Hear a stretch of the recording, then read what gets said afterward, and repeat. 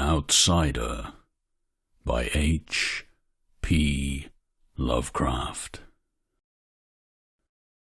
That night the Baron dreamt of many a woe, and all his warrior guests, with shade and form of witch and demon and large coffin worm, were long benightmared.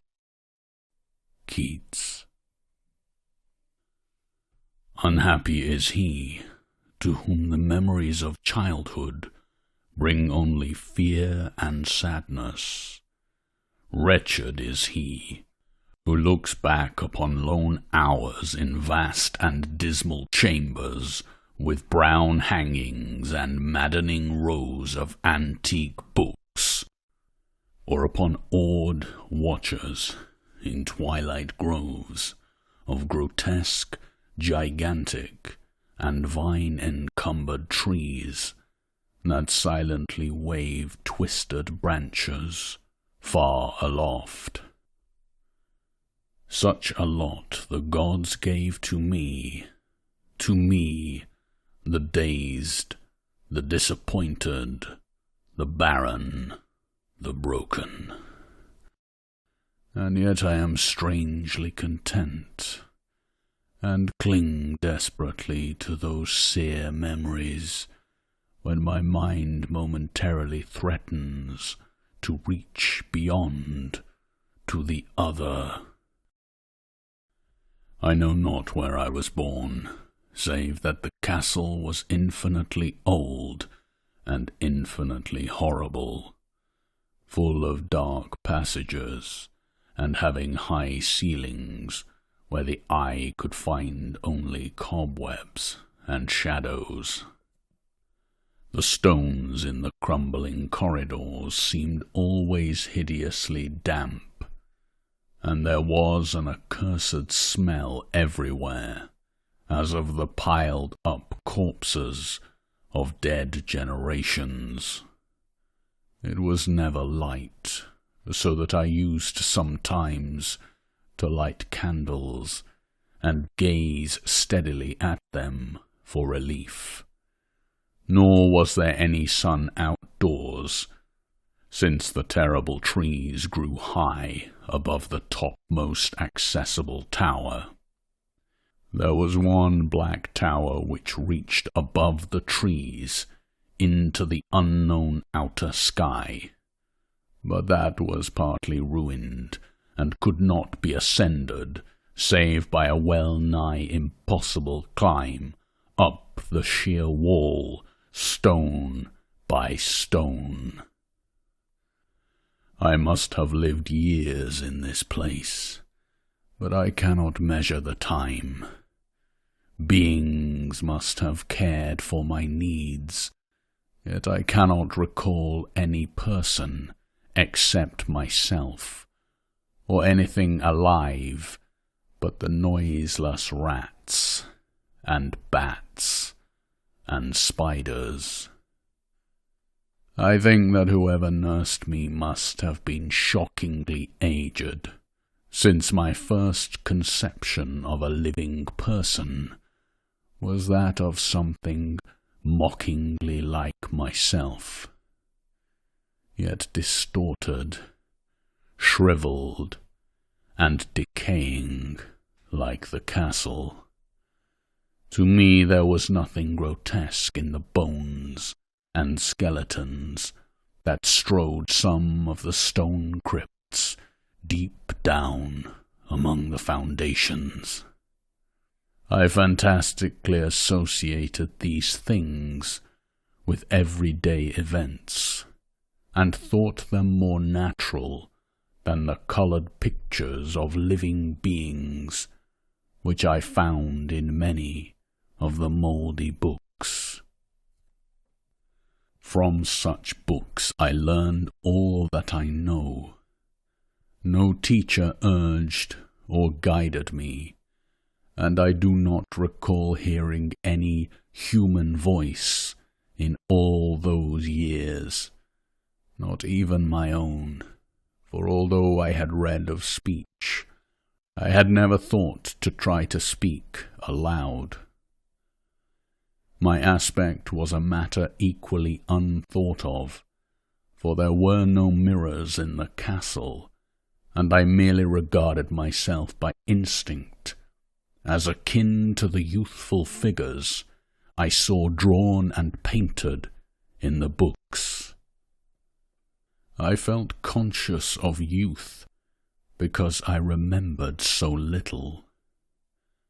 Outside across the putrid moat, and under the dark, mute trees, I would often lie and dream for hours about what I read in the books, and would longingly picture myself amidst gay crowds in the sunny world beyond the endless forest. Once I tried to escape from the forest, but as I went farther from the castle, the shade grew denser, and the air more filled with brooding fear, so that I ran frantically back, lest I lose my way in a labyrinth of nighted silence. So through endless twilights I dreamed and waited, though I knew not what I waited for. Then, in the shadowy solitude, my longing for light grew so frantic that I could rest no more, and I lifted entreating hands to the single black, ruined tower that reached above the forest into the unknown outer sky. And at last I resolved to scale that tower, fall though I might, since it were better to glimpse the sky and perish than to live without ever beholding day. In the dank twilight I climbed the worn and aged stone stairs till I reached the level where they ceased, and thereafter clung perilously to small footholds leading upward. Ghastly and terrible was that dead, stairless cylinder of rock, black, ruined and deserted, and sinister with startled bats, whose wings made no noise. But more ghastly and terrible still was the slowness of my progress, for climb as I might, the darkness overhead grew no thinner, and a new chill, as of haunted and venerable mould, assailed me. I shivered as I wondered why I did not reach the light, and would have looked down had I dared. I fancied that night had come suddenly upon me, and vainly groped with one free hand for a window embrasure, that I might peer out and above, and try to judge the height I had attained. All at once, after an infinity of awesome, sightless crawling up that concave and desperate precipice, I felt my head touch a solid thing, and I knew I must have gained the roof, or at least some kind of floor. In the darkness I raised my free hand and tested the barrier, finding it stone and immovable. Then came a deadly circuit of the tower, clinging to whatever holds the slimy wall could give, till finally my testing hand found the barrier yielding, and I turned upward again, pushing the slab or door with my head as I used both hands in my fearful ascent. There was no light revealed above, and as my hands went higher, I knew that my climb was for the nonce ended, since the slab was the trap-door of an aperture, leading to a level stone surface of greater circumference than the lower tower. No doubt the floor of some lofty and capacious observation chamber. I crawled through carefully and tried to prevent the heavy slab from falling back into place, but failed in the latter attempt. As I lay exhausted on the stone floor, I heard the eerie echoes of its fall, but hoped, when necessary, to pry it open again. Believing I was now at a prodigious height, far above the accursed branches of the wood, I dragged myself up from the floor and fumbled about for windows, that I might look for the first time upon the sky and the moon and stars of which I had read. But on every hand I was disappointed, since all that I found were vast shelves of marble bearing odious oblong boxes of disturbing size. More and more I reflected, and wondered what hoary secrets might abide in this high apartment, so many eons cut off from the castle below. Then, unexpectedly, my hands came upon a doorway where hung a portal of stone, rough with strange chiselling. Trying it, I found it locked, but with a supreme burst of strength, I overcame all obstacles and dragged it open inward.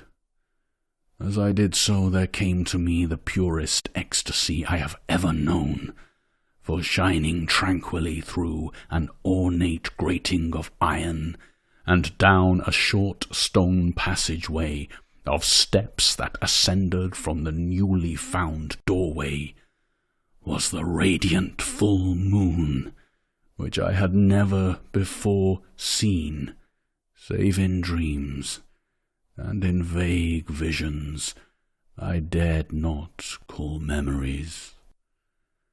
Fancying now that I had attained the very pinnacle of the castle, I commenced to rush up the few steps beyond the door. But the sudden veiling of the moon by a cloud caused me to stumble, and I felt my way more slowly in the dark. It was still very dark when I reached the grating, which I tried carefully and found unlocked, but which I did not open for fear of falling from the amazing height to which I had climbed. Then the moon came out. Most demoniacal of all shocks is that of the abysmally unexpected and grotesquely unbelievable. Nothing I had before undergone could compare in terror with what I now saw, with the bizarre marvels that sight implied. The sight itself was as simple as it was stupefying, for it was merely this: instead of a dizzying prospect of treetops seen from a lofty eminence, there stretched around me, on a level through the grating, nothing less than the solid ground, decked and diversified by marble slabs and columns, and overshadowed by an ancient stone church whose ruined spire gleamed spectrally in the moonlight. Half unconscious, I opened the grating and staggered out upon the white gravel path that stretched away in two directions. My mind, stunned and chaotic as it was, still held the frantic craving for light, and not even the fantastic wonder which had happened could stay my course. I neither knew nor cared whether my experience was insanity, dreaming, or magic. but was determined to gaze on brilliance and gaiety at any cost. I knew not who I was, or what I was, or what my surroundings might be, though as I continued to stumble along, I became conscious of a kind of fearsome latent memory that made my progress not wholly fortuitous. I passed under an arch out of that region of slabs and columns, and wandered through the open country, sometimes following the visible road, but sometimes leaving it curiously to tread across meadows where only occasional ruins bespoke the ancient presence of a forgotten road. Once I swam across a swift river where crumbling, mossy masonry told of a bridge long vanished. Over 2 hours must have passed before I reached what seemed to be my goal, a venerable ivied castle in a thickly wooded park, maddeningly familiar, yet full of perplexing strangeness to me. I saw that the moat was filled in, and that some of the well-known towers were demolished, whilst new wings existed to confuse the beholder. But what I observed with chief interest and delight were the open windows, gorgeously ablaze with light, and sending forth sound of the gayest revelry. Advancing to one of these, I looked in, and saw an oddly dressed company, indeed making merry, and speaking brightly to one another. I had never seemingly heard human speech before, and could guess only vaguely what was said. Some of the faces seemed to hold expressions that brought up incredibly remote recollections. Others were utterly alien. I now stepped through the low window into the brilliantly lighted room, stepping, as I did so, from my single bright moment of hope to my blackest convulsion of despair and realization. The nightmare was quick to come, for as I entered there occurred immediately one of the most terrifying demonstrations I had ever conceived. Scarcely had I crossed the sill when there descended upon the whole company a sudden and unheralded fear of hideous intensity, distorting every face and evoking the most horrible screams from nearly every throat.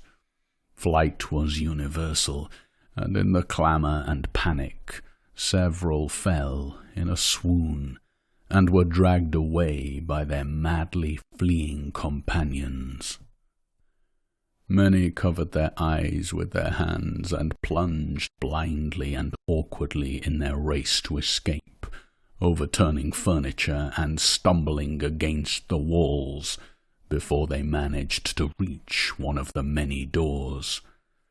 The cries were shocking, and as I stood in the brilliant apartment, alone and dazed, listening to their vanishing echoes, I trembled at the thought of what might be lurking near me, unseen. At a casual inspection, the room seemed deserted, but when I moved toward one of the alcoves, I thought I detected a presence there.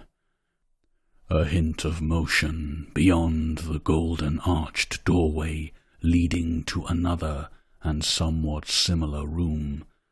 As I approached the arch, I began to perceive the presence more clearly, and then, with the first and last sound I ever uttered, a ghastly ululation that revolted me almost as poignantly as its noxious cause, I beheld in full, frightful vividness the inconceivable, indescribable, and unmentionable monstrosity which had by its simple appearance changed a merry company to a herd of delirious fugitives.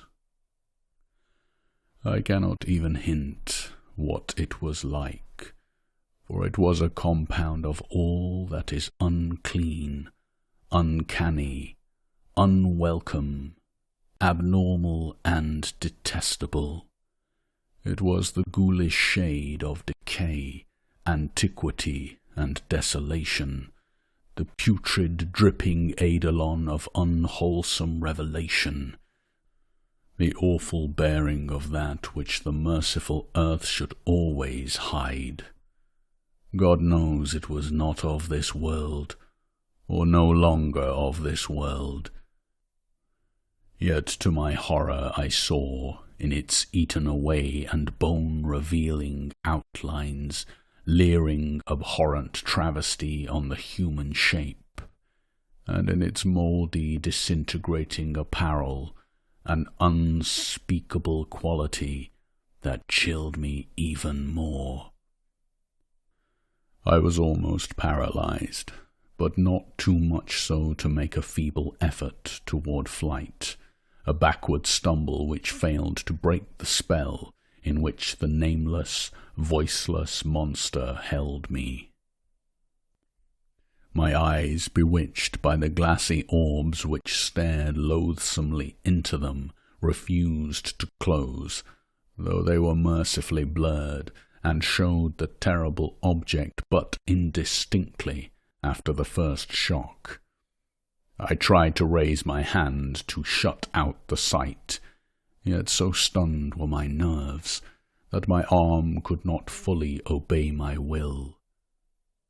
The attempt, however, was enough to disturb my balance, so that I had to stagger forward several steps to avoid falling.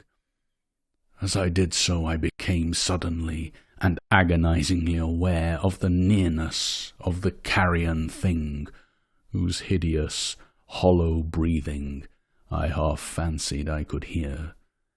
Nearly mad, I found myself yet able to throw out a hand to ward off the fetid apparition which pressed so close, when, in one cataclysmic second of cosmic nightmarishness and hellish accident, my fingers touched the rotting, outstretched paw of the monster beneath the golden arch. I did not shriek, but all the fiendish ghouls that ride the night wind shrieked for me, as in that same second there crashed down upon my mind a single and fleeting avalanche of soul-annihilating memory. I knew in that second all that had been. I remembered beyond the frightful castle and the trees, and recognized the altered edifice in which I now stood. I recognized, most terrible of all, the unholy abomination that stood leering before me as I withdrew my sullied fingers from its own. But in the cosmos there is balm, as well as bitterness, and that balm is nepenthe. In the supreme horror of that second I forgot what had horrified me, and the burst of black memory vanished in a chaos of echoing images. In a dream I fled from that haunted and accursed pile, and ran swiftly and silently in the moonlight. When I returned to the churchyard place of marble, and went down the steps, I found the stone trapdoor immovable, but I was not sorry, for I had hated the antique castle and the trees. Now I ride with the mocking and friendly ghouls on the night wind, and play by day amongst the catacombs of Nephren-Ka, in the sealed and unknown valley of Hadoth by the Nile. I know that light is not for me, save that of the moon over the rock tombs of Neb, nor any gaiety, save the unnamed feasts of Nitocris beneath the great pyramid. Yet in my new wildness and freedom, I almost welcome the bitterness of alienage. For although Nepenthe has calmed me, I know always that I am an outsider, a stranger in this century, and among those who are still men. This I have known ever since I stretched out my fingers to the abomination within that great gilded frame, stretched out my fingers and touched a cold and unyielding surface of polished glass.